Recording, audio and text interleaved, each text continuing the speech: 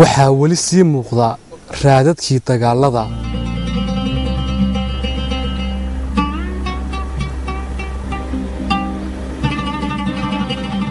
xusuustii hoobiyaha iyo madaafiicdii aafaysay maatida ayaa weli ka sii dhex guuxaysa maskaxaha ina badan oo ka mida shacabka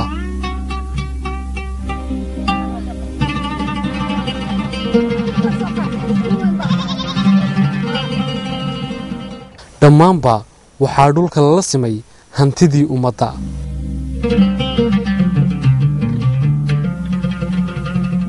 waxaa intaa dheeraa mooganaantii iyo warqabla'aantii adduun weynaha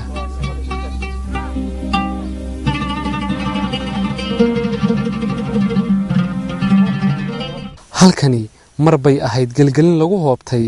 ha yeeshee maanta waa dal ka soo kabtay waxyeelladii xoogganayd ee soo gaadhay dadkiisuna waxay u guntadeen waxqabsi iyagoon wax caawimo ah ka helin dunida inteeda kale taasina waxay keentay horumarka ka muuqda guud ahaanba dalka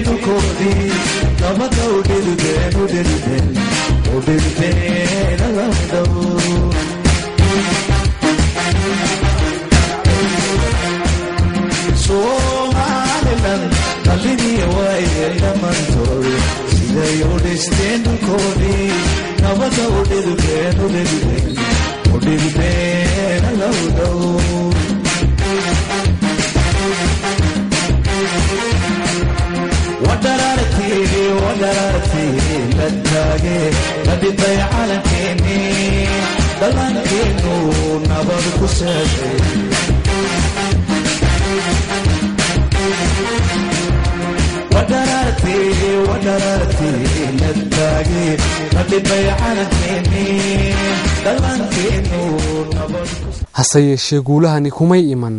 dheeldheel waxaa loo huray naf iyo maal waxaa u goblamay hooyooyin waxaa ku laxaad waayay kumanaan agoontuna tira ma leh ugu dambayntii somalilan waxay la soo noqotay xornimadeedii waxayna hirgelisay dowladnimo dhammaystiran iyo kala dambayn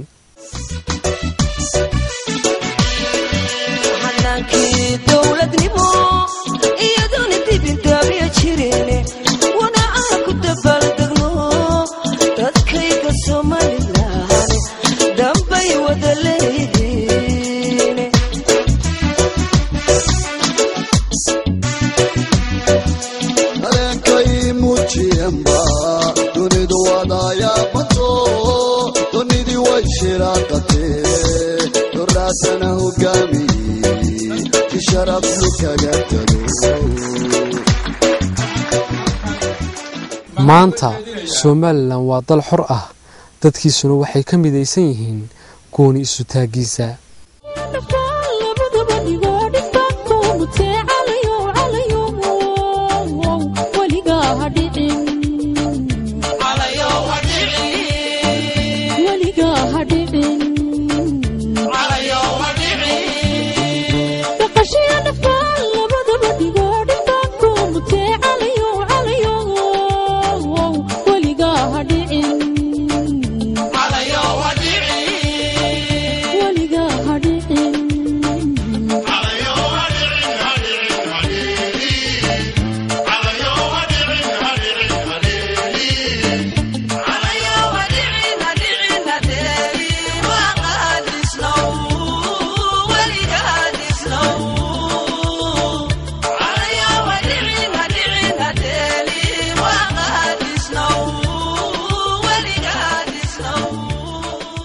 waxaa ka soo wareegay 20 sano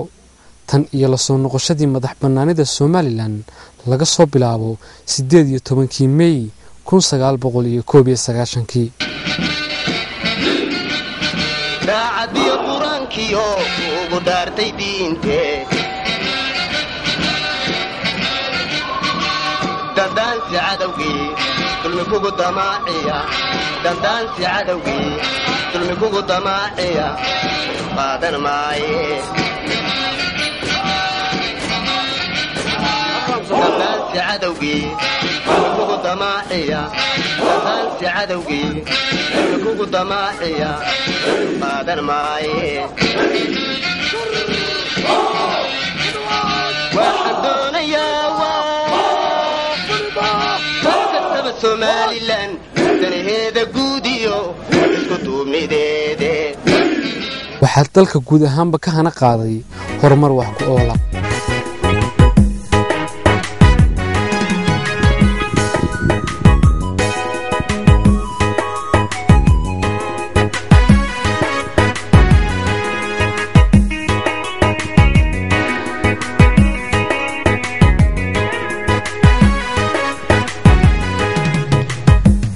bulshada Soomaaliland bishaare ma ogtihiin kasoo qadarka alle waxaa suurto geliyay horumarkan nabadda iyo xasiloonida aynu ku taamayno oo ah midhihii iyo raadkii geesiyadii u shahiiday dalkan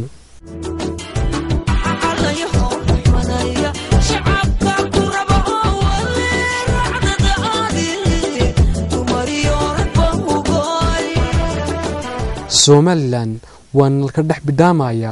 gobol uu qasaareeyay dhab ahaantii Somaliland waxay mutaysatay aqoonsi caalami ah dhammaanteenba waa inaynu u guntanaa sidii aynu qadiyadeena uga dhaadhicin lahayn adduun weynaha